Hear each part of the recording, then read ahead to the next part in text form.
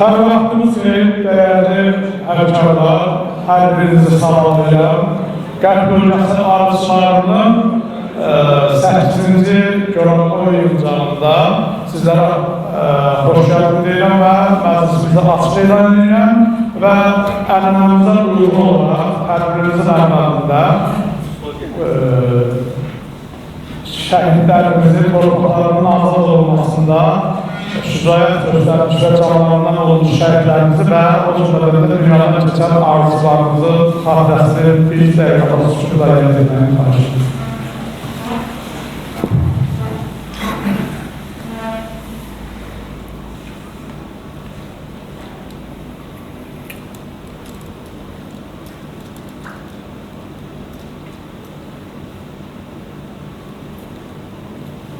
Allah rəhmət etsin. Və tədbiri giriş sözü üçün ev sahibləri, hörmətli Vüqar bəy və Talih bəy, Görənboy peşəkar arzularını burada dəvət etdirəsiyəm. Təşəkkür edirəm müəllimimizə. Qərb arzudan Fariz müəllim. Çox sağ olun. Bu işi yaratdığınız üçün. Zirəddin müəllim, çox sağ olun. Talih müəllim də sağ olsun. Quran danışdı, arzularımızı bir araya gələ bildik. Xoş gəldiniz. Sağ olun. Sağ olun. Çox sağ olun. Mən təşəkkür edirik. Hər vaxtınız xeyir olsun, əziz arzularımız, dəyərli zəhmətkeş insanlarımız. Azərbaycan iqtisadiyyatının inkişafında aqrar sektorunun böyük xidməti var, aqrar sektorunda bir balaca da olsa arzuların zəhməti var. Mən istərdim ilk dövrdə zəhmətkeş arzularımızı özünüz ürəkdən almışlar. Bir-birinizi almışlar. Təşəkkür edirik. Çox sağ olun. Bizim dəvətimizi qəbul edib gəldiyiniz üçün təşəkkür edirik. Və bu qardaşlığında, bizim müşkül qardaşlığında bir çox qardaşlarımızın bu işlər zəhməti böyük. Hər birine təşəkkür edirik. Və uğurlar arzuyoruz. İnşallah arzudur ki, uğurlarımız zamanlı uzun ömür olsun. Və Azərbaycan arzularının birliyi ənəniyə çeviririz. Hər birinizə təşəkkür edirik. Bir də bir kəlmə deyim. Bir kəlmə bizə daimi görünməyənlərə əl vermişlər ki, nə suallarınız olsa müayinə edilərsiniz. Bir də arzuğa İqtisadi İnkişaf Fondunun dəstək fondu var. Babək müəllim orada iştirak edir. Babək müəllim zəhmət olmasa zaman. Yəni kimə subsidiya yox, mikrokreditlər, bu haqda güzəştli kreditlər Babək müəllimə müraciət edirlər. Çox sağ olun. Sağ olun. Təşəkkür edirəm hər birinizə, sağ olun. Biz bugün bir üç mövzu ətrafında müzakirə açmaq istəyirik. Birinci mövzumuz erkən yazda və bal sınıfında ana arıların qəfəslənməsi, müalicə və məhsulları üçün qəfəslənmənin oxşar və fərqli tərəfləri mərcəsimiz hörmətli Xəyal bəy Qarayev olacaq, peşəkar arıçımız. Daha sonra mövzu ətrafında sual cavab olacaq. Mən xahiş edirəm ki, günün gözəlliyi və üzü axşama doğru, gecə doğru getdiyimiz üçün suallarımız kifayət qədər lakonik olsun və konkret suallar ünvanlansın ki, konkret cavablar alınsın və o çox mövzu uzanmasın. Və ikinci çıxışımız mərcə arzuqda turşularla mübarizə metodlardır. Çox dəyərli İlqar Rəhimov bu mövzu ətrafında özünün fikirlərini bildirəcək və üçüncü mövzumuzda qış aylarında ana arıların qəfəslənməsi, qışlama zamanı yem ehtiyatı azalan ana arı ailələrinin yemlənməsinin müxtəlif üsulları Füzuli Verdiyev bu barədə öz fikirlərini deyəcək və daha sonra biz Qərb bölgəsi arıçıları adlanan Azərbaycan Respublikası Baş Nazirinə, və həmçinin Kənd Sərvət Nazirinə və Dövlət Məşğulluq Agentliyinə və Ekoloji və Təbii Sərvətlər Nazirinə müraciət ünvanlamışıq.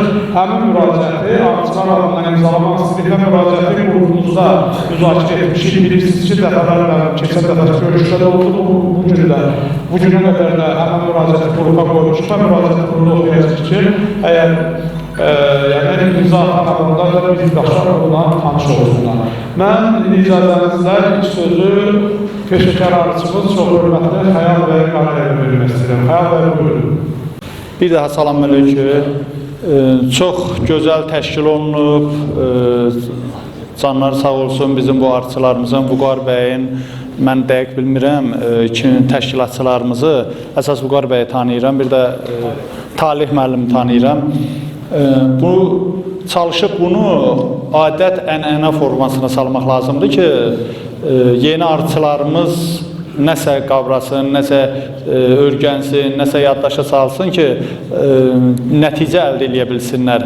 Bizim məqsədimiz odur ki, yeni arıçılarımızı nəsə öyrədə bilək, nəsə əlimizdən gələn bir işləri onlara başa sala bilək. Əsas hal-hazırda əsas işimizin gedişatı ana arıların məhsul vaxtı qəfəsə salınmasıdır.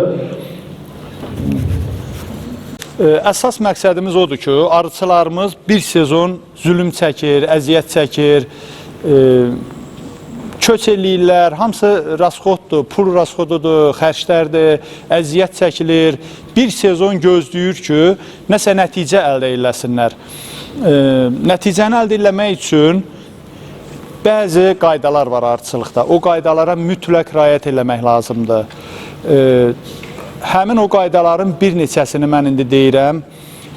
Birincisi, çalışıb sort arıdan istifadə eləmək lazımdır. Sort arılarla işləmək lazımdır.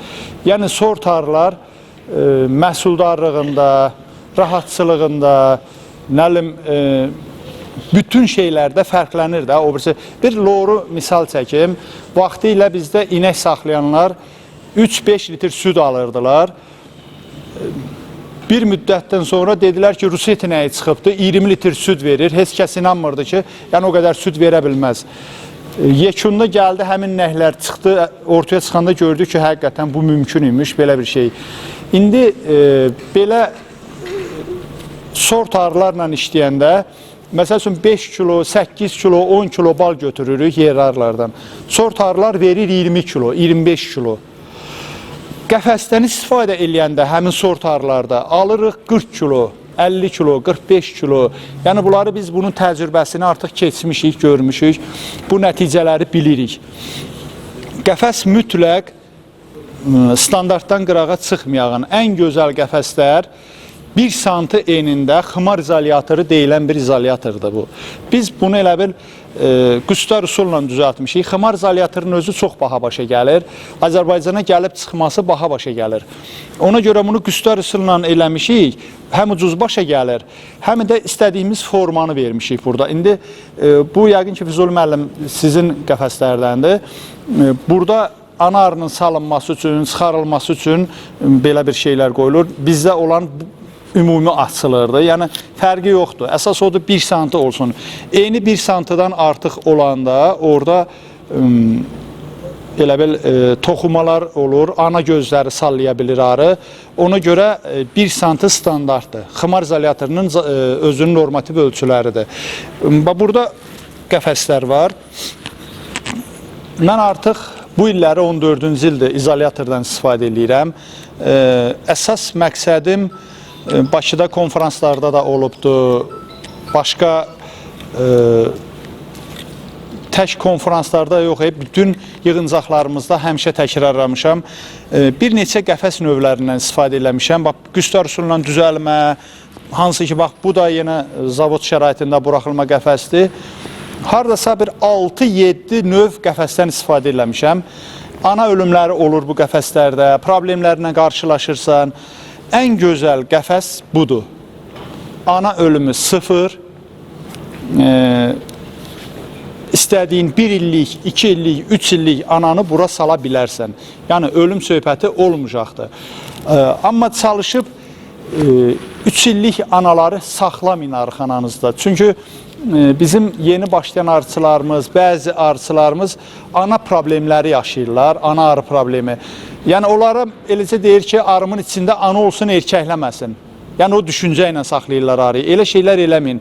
Çalışın, əgər həyatında 10 ədəd yeşik varsa, 15 ədəd yeşik varsa, hələ çoxu demirəm də, ən azı bir 10 yeşik arın varsa, qardaş, ana yetişdirməni maraqlanıb öyrənmək lazımdır. Ana yetişdirməni ən azından qüstar üsulla anaları təzələmək lazımdır. Yəni bax bu izolyatorun özündə ana ola çox gözəl ana yetişdirmək olur, anaları dəyişmək olur.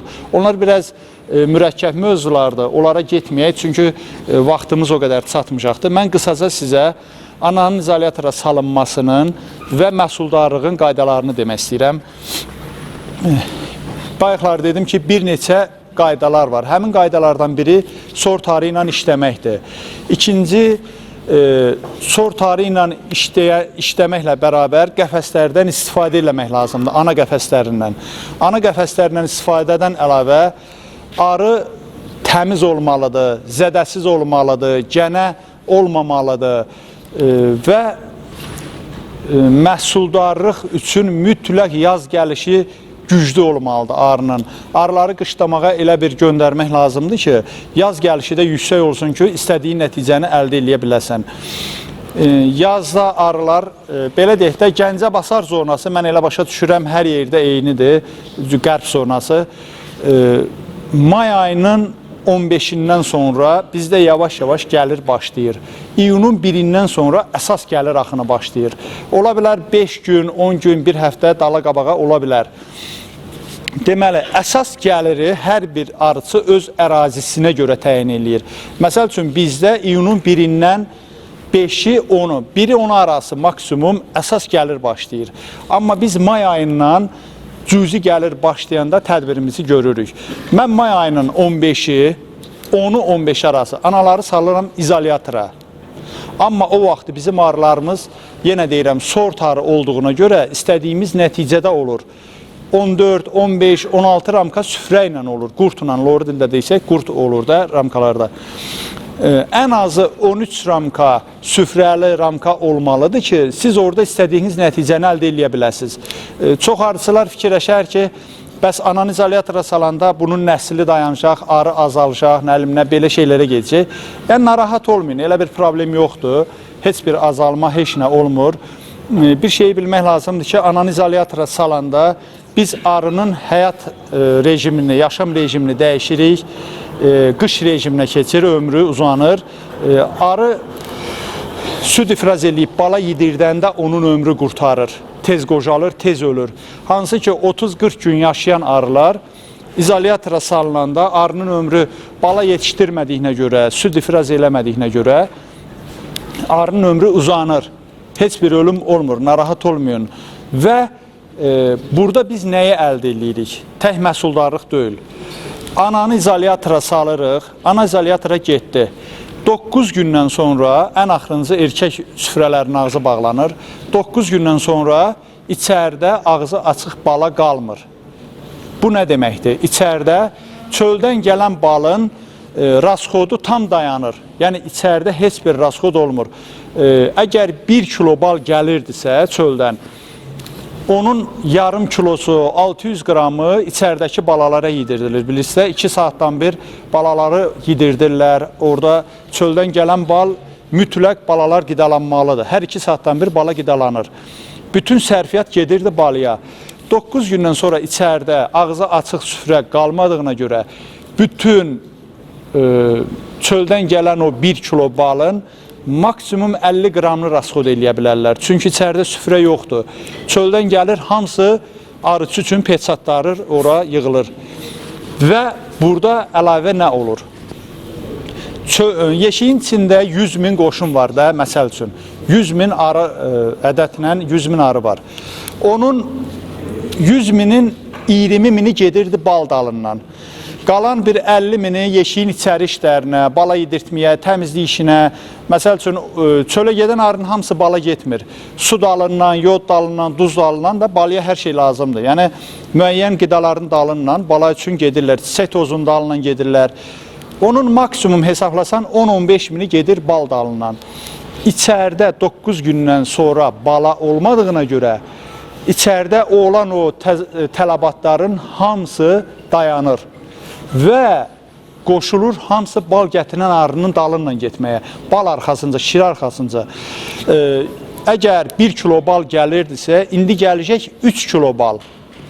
Və heç bir rasxod olmayacaqdır. Çöldən nə gəlirsə, hamısı peçatlanır yeşiyin içində arıçı üçün. Arının xəzəninə peçatlanır.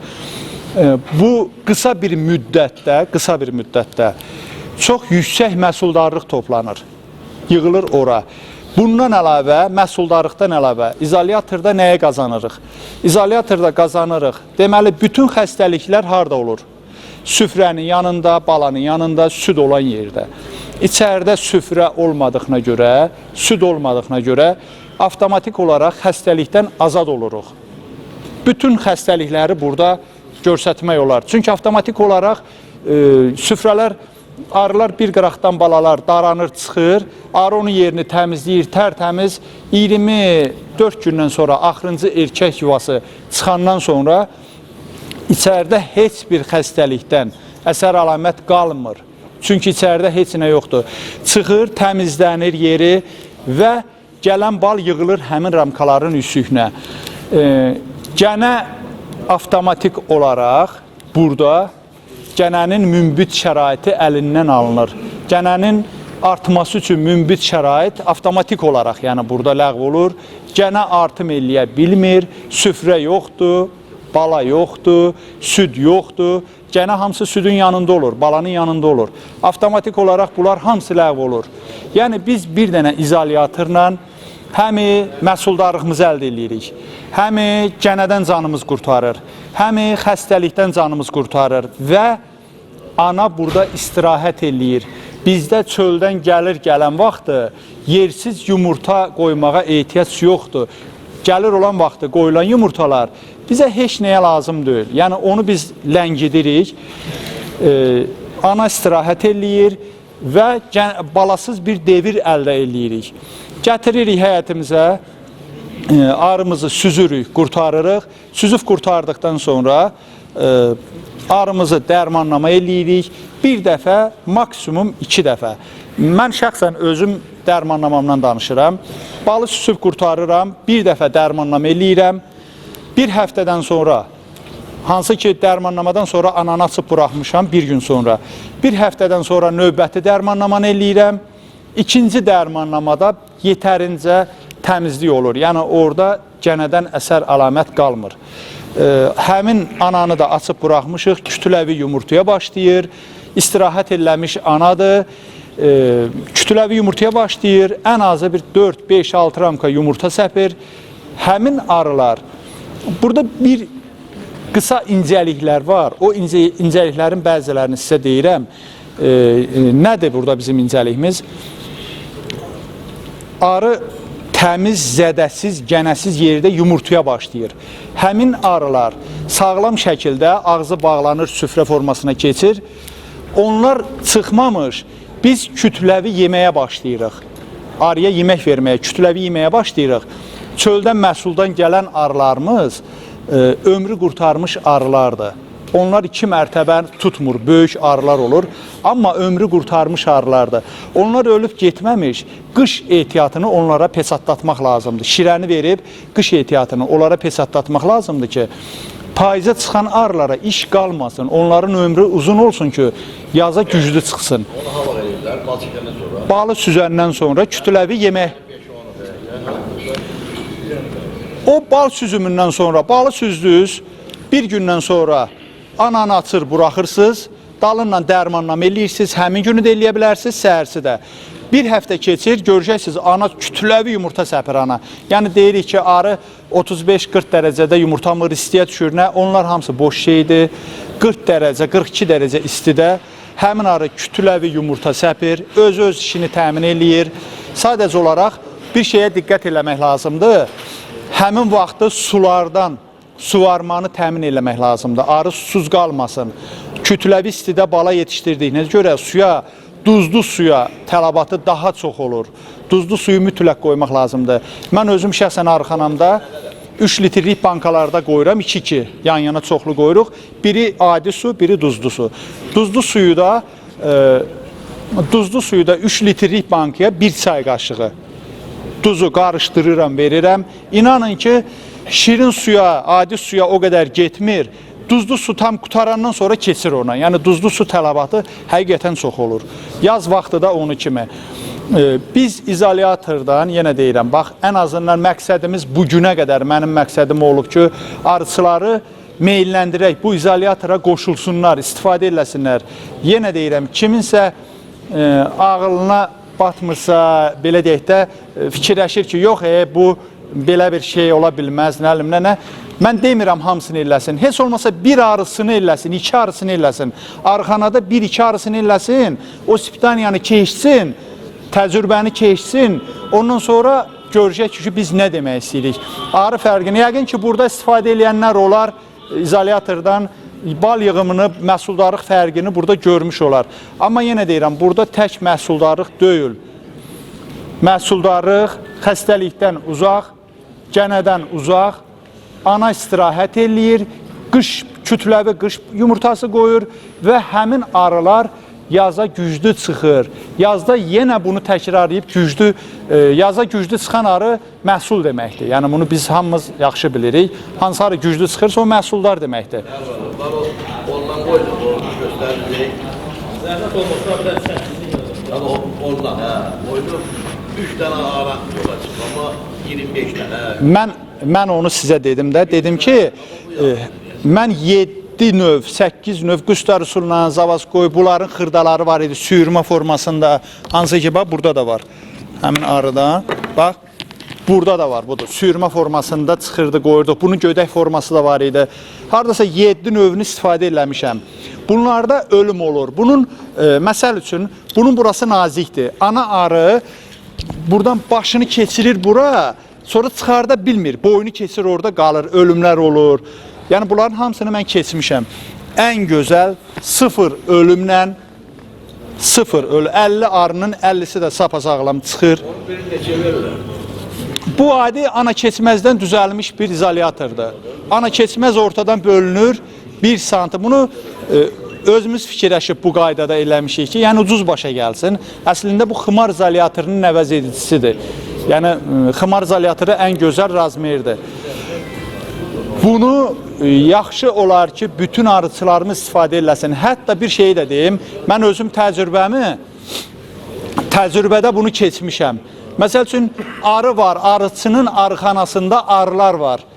7 ramka, 8 ramka, 6 ramka süfrə olur, qurd olur. Arısı fikirləşir ki, buna üstəlik qoymaq üçün gecdir. Məhsul vaxtı gəldi, çatdı. Buna üstəlik həqiqətən elədi. İkinci mərtəbəni qoyacaqsan, yalandan ramkaları toxutduracaqsınız, qabardacaqdır, amma bal sezonu qutaracaq, yığa bilməyəcəkdir. Balsız qalacaq arı. Ona görə də həmin arını, 7 ramkada olan arını mən nə eləmişəm? İzolyatora salmışam, birinci mərtəbədə buna salmışam, üstünə bir dənə 14'lük turlamışam. Balaca kiçik korpus, verx deyirsiniz siz. 14'lük verx turlamışam. İnanın ki, o 7 ramka arı qoşunla bir yerdə həmin o 10 ramkanı peçat, hətta keçən illəri eləsə oldu, gördüm birini doldurur, toxuyur, qabardır. İkincisini turladım. İnanın ki, 20 dənə 14'lük peçatladı verdi. Hansı ki, 7 dənə ramkada qurdu var idi, 8 ramkada qurdu var idi. Yəni, hamısını təcrübədən keçirmişik bunların. Amma orada önəmli bir şey də var. Arıçılığın ən önəmli şeylərdən biri də listin təmiz olmağıdır. List mütləq təmiz olmalıdır. Mum mütləq. Mən özüm istehsal eləyirəm mumu. Öz arımın mumudur. Özüm çəkirəm, özüm listim eləyirəm. Arının öz listindən ötəri, yəni inanın ki, ölür öz listindən ötəri. Həmin listi, bax, Mübariz müəllimlə bir yerdə həll eləyirik. Mübariz müəllim artıq mağazinində satışa çıxardır öz listini, öz istehsal elədiyini, heç bir qatqı olmadan, 0 qatqı ilə 1-2 list, mən yenə deyirəm, yəni bəlkə də arıçılarımız fikirləşər ki, yəqin dostdular, özü elə deyir ki, Mübarizdən, elə söhbət yoxdur, eyni qiymətdir, heç bir qatqısı yoxdur. Əgər inanmırsınızsa, 2-3 dənə, 5 dənə listi alın, adi mağazin listindən, onunla da yoxlayın, fərqi görəcəksiniz, həqiqətən görəcəksiniz fərqi. Yəni, heç bir, məsəl üçün belə deyək də, biz ikinci mərtəbəni qoyanda, mən özüm şəxsən, qardaş, həmişə ikinci mərtəbəni arıya qoyanda, listləri altdan üstünə 1-2 dənə, 3 dənə süfrəli ramka çıxartmasaq, arı çıxmırdı yuxarıda, qardaş. Amma inanın ki, öz listimi doldururam, xam yoxlamaq üçün eləmişəm bunları. 10 dənə xam listi götürüb ikinci mərtəbəyə atmışam. Səhər gəlmişəm ki, ikinci mərtəbədə toxuma başlayıb. Yəni super nəticə əldə etmək olur. Çalışın, məqsədim odur ki, öz arınızın listini istifadə edin. Çalışın öz arınızı. Buyur. Biz Tovuz rayonunda. Nətər? Hə, Xəyal Qarayev. Hə, bax, çalışın isə, yenə deyirəm, qəfəsin qaydalarını mən sizə dedim. Çalışın, mənim məqsədim bu günə qədər olub ki, arıçılar qəfəsdən istifadə eləsin, görsünlər fərqi. Arıçının əsas məhsuldarlığı, bal fərqini görəndə qalan şeylər gözünə görsənmir. Onlar avtomatik düzəlir. Çünki bir il hamı gözləyir ki, bal götürüm, bal götürüm. O balı götürəndən sonra arını müalicə eləmək də rahat olur. Mən inanın ki, arıxanada xəstəlik olmayacaqdır. Bundan istifadə eləyin. Özünüz düzəldin. Mağazindən alın, özünüz düzəldin, öz şəxsi işinizdir. Mən özüm düzəldirəm. Aydana keçməzdir.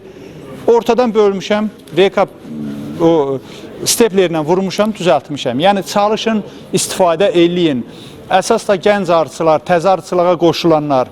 Yəni hamı bal üçün çalışır, qardaş. Yekunda hamı bal üçün işləyir, bal üçün çalışır.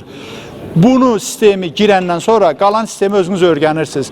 Arının 12 məhsulu var da, bilirsiniz. Onun arı südüdür, çiçək tozudur. Çalışın, hamısından yığın, istifadə eləyin.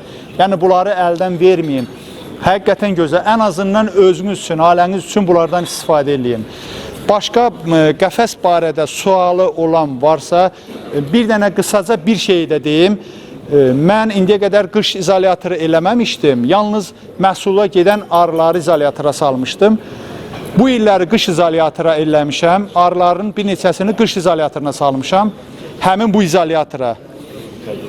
İnanın ki, Yerindən xahiş edirəm, diqqət edin. İnanın ki, peşman olmuşam nəyə? Hamısını salmadıq mı arının qış izolyatoruna? Həqiqətən, Qurban dayı, inanın ki, 0,5% ilə rasxod gedir.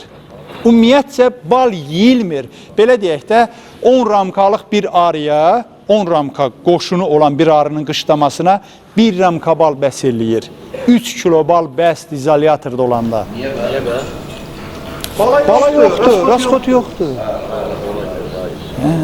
Dəyiş onu, şəxsən mən dəyişirəm. 3-cü il ananı saxlamıram. Nə qədər yaxşı məhsul versə, nə qədər yaxşı əldə eləsə, məhsuldarlıq olsa, mütləq anaları dəyişin. Yenə deyirəm, fikirləşməyin. Fikirləşməyin ki, licbi arxanamda ana olsun, nə olsun, o fikirlə arı saxlamayın. Çalışın hər il, belə bir çətin bir şey deyil. Ana dəyişmək. Maddi cəhətdən imkanı olan alsın eləsin. Olmayan, bacara bilən özü eləsin bunu mütləq. Yəni, fəsadları bilirsiniz də, yaşlı arılar yaza çıxmır, yaza çıxanda yumurtanı qoymur, artmır arı, 1-2 ramkada qalır, 3 ramkada qalır. Sezon qutaranda bu arı zorla özünə gəlir, o da bizə lazım deyil. Yəqin ki, bunu hamınız bilirsiniz. Başqa nəsə sualı olan varmı izolyatorla bağlı? Ana arı neçə gün saxlayırsan orada qəfəsdə? Mən 2 ay 10 gün saxlamışam, amma yadımdan çıxıb sentyabra qədər ana qalıb orada. Orada qədər ana qaldı, ana yumurtamadı. Bu yaşayan arı da 40-45 gün yaşayır. Bu 45 gündə, bəs bu qırılandan sonra ana yumurtamır. Bayaqları dedim, siz ona diqqətlə qulaq asmadınız. Ana izolyatorda olanda 40-45 gün yaşayan arının ömrü keçir qış rejiminə. Yaşayır 4 ay, 5 ay. Bəs suya gedir, çiçək tozuna gedir. Bu hərəkət olur həmişə. Gedir, yox, müəllim. Yox, bir şey deyək. Həmişə işləyir. Siz Orada o boyda saxlanılması olmaz. Mənim fikrim, bu arıçılıq elə bir şeydir ki, arıçılıq haqqında hər bir adam öz fikrini bilir. Bu hərəkət çox saxlanırlarsa, deməli orada ana yumurtlamayacaq və nəsil artımı olan deyil. Nəsil artımı olmayanda arıdan barışlayandan sonra qış üçün hazırlıq çox zəifdir. Qışdan çıxma zəif olur. Qoy bir qısaca izahat verim. İşə gedəndə, fəhləliyə gedəndə qolumuzu da sındıra bilərik, qılçamız da sına bilər, burxulada bilər. Zədalarıq da, zədalarıq. Yəni, yorğan döşəyə düşər, xəstəxanaya düşər insan. Mən evdə otururum. Kimsə, mən və yaxud ehtiyat pulum olsun və yaxud evimdə başqa qazanan olsun, mən işə getmirəm, mən zədə ala bilərəmmi? Evimdə oturum, pensiya çıxmışam. Bu ana da orada oturar. Amma qalan işçilər hamı Yox, siz yenə başa düşün. Mən sizə dedim, arı süd verəndə, bala yetişdirəndə, yedizdirəndə ömrü qurtarır. 35-40 gün yaşayır. Bilirsiniz, mən havadan danışmıram, mən bu təcrübəni keçmişəm. Ona görə deyirəm ki, əgər inanmayan olsa, demirəm arxanan hamısını izolyatora salın. 2 dənəsini, Zonalardan çox yaxşıdır. 2 dənəsini, 3 dənəsini Goranboy eləyir. zonası ayrı, Goranboy rayonun kətləri ayrı.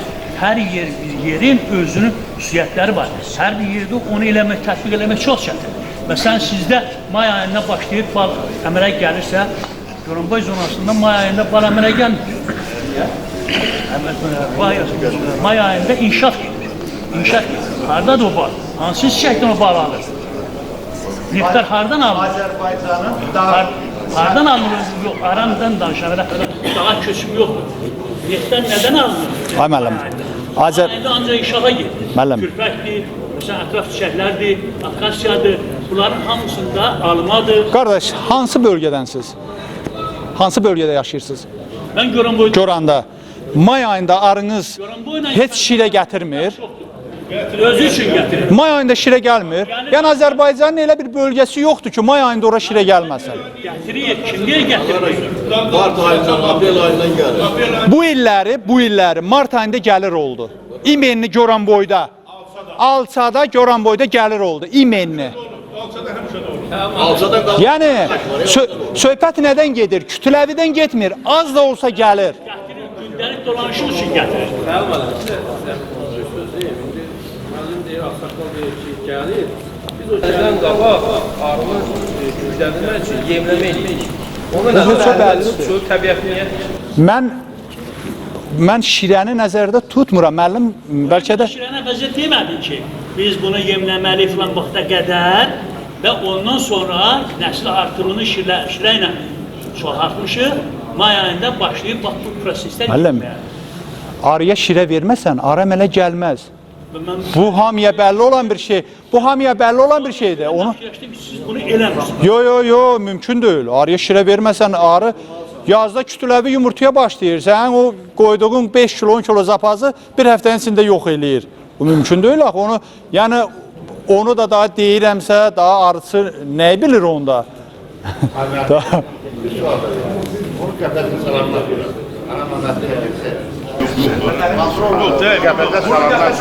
Ondan sonra 9 gündən sonra 8-9 gündən sonra bir dəfə yoxlama eləsəniz daha yaxşı ola bilər. Çünki ana qəfəsdə olduğuna görə kənarda ana gözü sallaya bilir arı. O da yaşlı arılarda olur. 2 illik, 3 illik arılarda. 1 illik cavan arıda olmur elə şey. Gənə hər ehtimala qarşı hamısını yoxlasanız yaxşıdır. Əgər varsa qırsanız daha yaxşıdır. Yəni biz qırır atırıq. Çünki biz anaları özümüz yetişdiririk. Belə də eləyə bilərsiniz. Bir dənəsini saxlaya bilərsiniz. O da 50-nin 50-yədir. Risk eləməyi məsləhət görmürəm. Həmin o bir dənə ana gözü çıxıb, mayalanıb, gəlib yumurtaya başlaya da bilər. Arını bölüb apara da bilər. Beçə kimi. Ona görə risk eləməyin. Qırsanız daha yaxşıdır. Mən bu illəri neynədim təcrübə üçün? Ana gözlərini yetişdiririk də, yüksüklər olur əlimizdə. Anaları saldım izolyatora. 9 gündən sonra proverk elədim, ana gözlərini təmiz qırdım, hazırladıq ana gözlərini. Köşkdən bir gün qabaq, belə deyək də, 12-ci, 13-cü günü hərəsini özüm istədiyim, yetişdirdiyim ana gözünü, İtalyan sortundan işləyirəm. Hərəsinə bir dənə ana gözü taxdım, götürdüm, apardım dağa, köçə. Orada 3 həftədən sonra gedəndə gördüm, analar çıxıb, hamısı mayalanıbdır. Başlayıblar ki, 1 ramka yarım, 2 ramka yumurta səpən analardır. Hamısını, köhnə anaları, orada yanımızda arıçılar var. Orada çağırdım hamısını, orada hədiyyə eləyirik də. Köhnə anaları çıxartdım, verdim arıçılara. Təzə mayalanan analı saldım izolyatora, o 2 ramka yumurta bəs eləyir səpbəyə. Təzə ananı saldım bura, ağzını bağladım. Bəzi cavan arılarım var idi analar. Bir dənə 1 santlıq reykanı beləsinə taxdım. Bax, bunun içindən belə taxırsan, köhnə ana burada qalır, təzə ananın saldım üst hissəsinə, bağladım ağzına. Gələndə 2 ana ilə gəldim. İstəsən ananın birini götür, istəyirsən həmin arını 2 yerə böl. Bir şey də deyim, standart olaraq bu izolyatora salanda, izolyatorun bir tərəfini bax, 4 mərtəbədə olub bizim arılarımız. 30 dənə ramkanı peçatlayır, doldurur. Keçir aşağı isə də arının adətən, məndə arılar sol tərəfdən olduğuna görə sağ tərəfdə qoyduğumuz ramkaları da peçatlayır, doldurur. Sol tərəfdə ya 4 ramka, ya 5 ramka çiçək tozu, güləm olur. Həmin arının içində onu saxlamağa ehtiyac yoxdur. 1 ya 2 ramkasını saxlayırsınız divdə. Qalan 3 ramkanı çıxardırsınız, qapıda elədiyiniz bölmüş arılar var. Hərəsini bir-bir paylayırsınız. Mən elə eləyirəm. Yəni, özüm elədiyimi sizə deyirəm. Onlara o istidə hərəsinə 1 ramka güləm paylayırsınız, onlara da can verirsiniz o böldüyünüz arılara. Buna da 2 ramka bəs eləyir güləm. Həmin vaxtda çöldən, indi Gəncəbasar zonası elədir ki, arı çölə uçdu, ayağında çiçək tozu gətirir. Yəni, mümkün deyil ki, gəlməsin. Nə qədər isti də olsa, nə olsa da bu zonada çiçək tozu gəlir.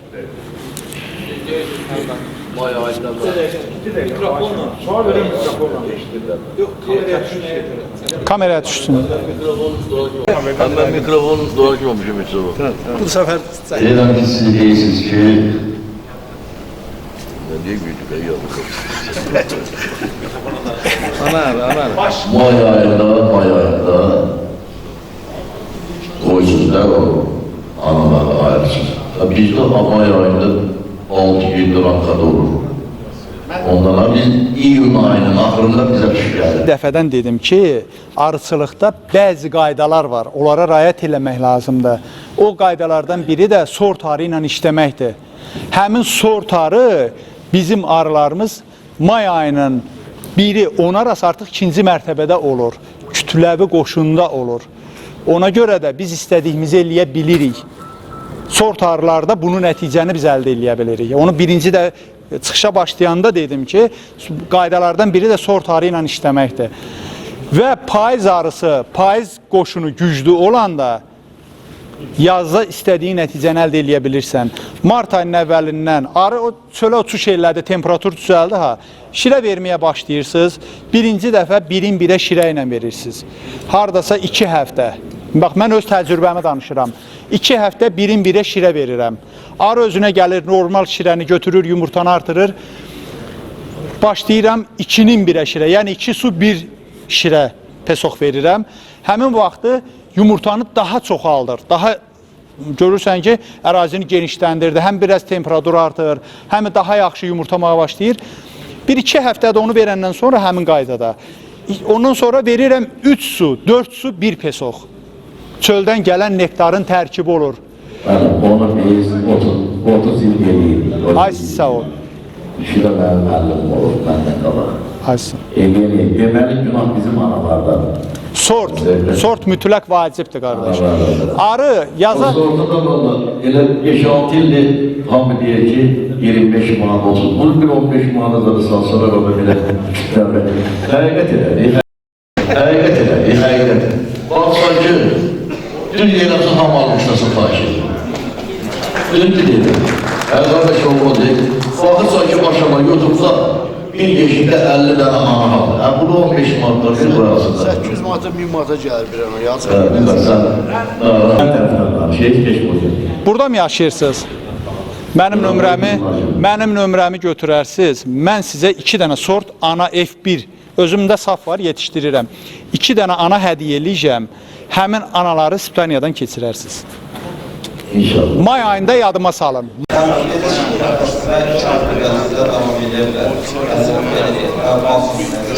Mən müsafirlər danışıyorum, mən arzular var.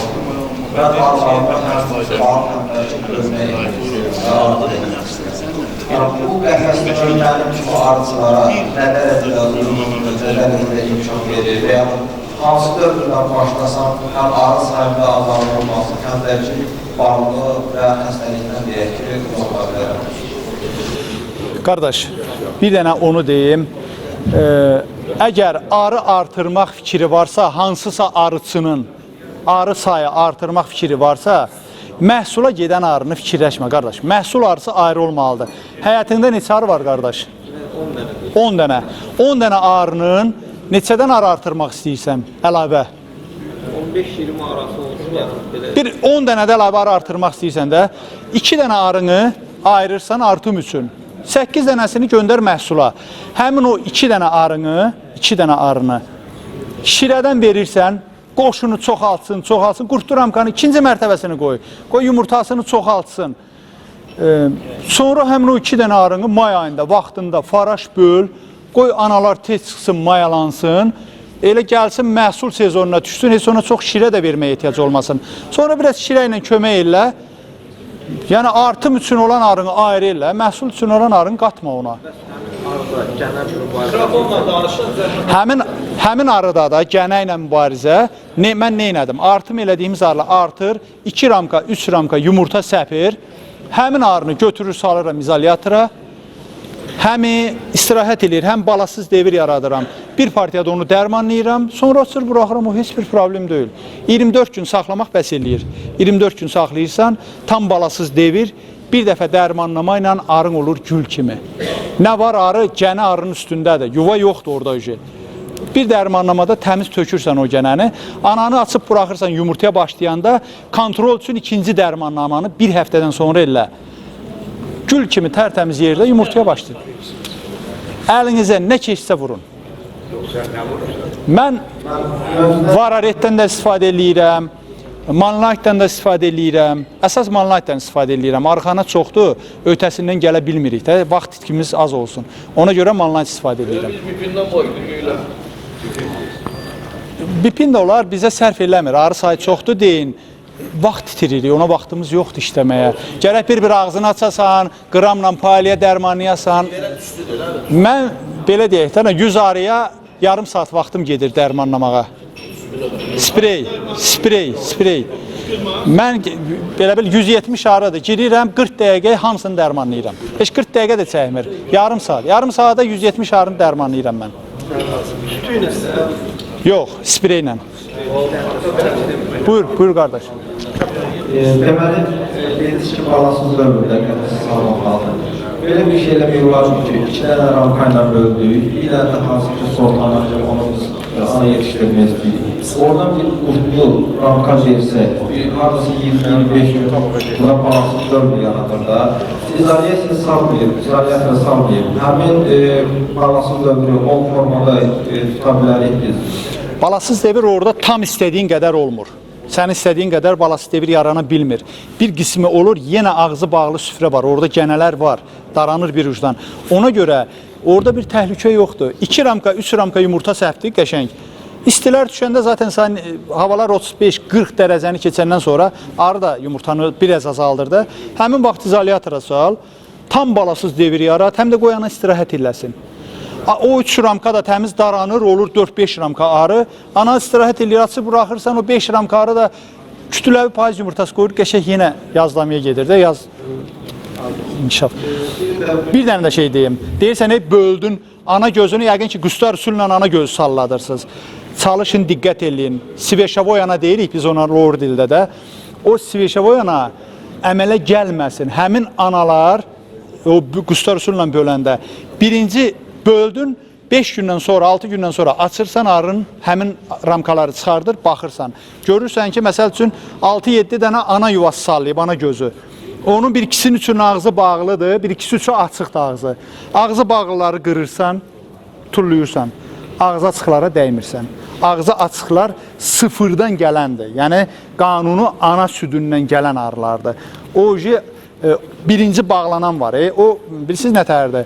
Arı xəzeyini fikirləşmir ki, qoy mən xəzeynim keyfiyyətli anam elə gəlsin, xəzeyin keyfiyyətli ana ilə işləsin. Arı tez nəsili bərpa eləmək istəyir, ananı bərpa eləmək istəyir ki, nəsil bərpa olsun. Ona görə 3 günlük, 4 günlük yumurtanın ağzını tez yetişir, bağlayır. Həmin arılarda yumurtalıq yaxşı inkişaf eləmir.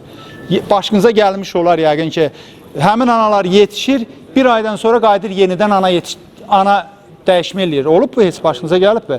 Qayıdır bir dana dəyişmə eləyir. Qayıdır bir də o ananın da həmin yumurtadan çıxan arı da keyfiyyətsizdir. Qayıdır o birdən yenə elə paizə qədər ana dəyişmə ilə gününü keçirir. Və yaxud paiz vaxtı eləsən, yaza çıxan ki, mart ayında biraz yumurta səpir, ana dəyişmə eləyir. Və yaxud ana dəyişmə olmasa belə görürsən ki, ana inkişaf eləmir, yumurta getmir. Arılar fıskırır, 4-5 ramkanı keçir. Elə bu 2 dənə bir belə nəlbəki boyda yerdə yumurtası təkrarlanır. Həmin analar o problemli analardır. Sağlam analar yetişdirmək lazımdır ki, işiniz nizam geçsin. Əlavə bir sual verin. Bu təvsiyə deyirlər anarının qoyunlar tutaması deyə. Hə. Söhbət yox, dünyayla yaz dönəmində müzəliyyətində arı sayı çox olan bir ana şahsın qalmır, arıların gerir. Əsas qış izaliyyətindəki, məsələn, arı qurba yılanda izaliyyətində düşənlərdə qalanlar, ana ölümü yaşanarlar. Həmin o daha üstünlük yaradır, yoxsa bu izaliyyətində? Qardaş, mən yenə deyirəm, əsas məqsəd o olub ki, bu günə qədər arıçılarımızı izolyatora meylləndirək. Yəni, bu elə bir şeydir ki, burada bizim, şəxsən mənim, heç bir qazancım yoxdur. Mənim qazancım nədir? Əlimdən gələni arıçılara öyrətməkdir. Mənim qazancım odur. Mənim burada maddi qazancım, nəysə yönləndirim, imenini demirəm, gedin filan mağazindən filan şeyi alın, filan şey. Mənim burada heç nəyə marağım yoxdur. Mənim öz təcrübəmi sizə danışıram. Bir dənə səhv eləmişəm indiyə qədər, o da belə səhv yox.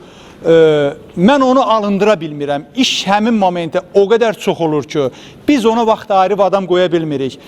İndi bir dənə bu sezon başlayanda baş kamerası alacağım. Gördüyüm işlərin hansı zapisə gedəcək?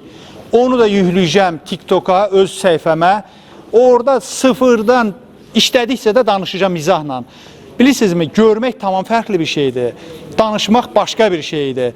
Görə danışmaq da tamam 100%'li bir anlayış deməkdir. Ona görə çalışacağım ki, bunu mən görüntü ilə, danışıqla tam çəkiliş eləyib, qoyun bütün arıçılarımız ondan bəhrələnsin. Hə.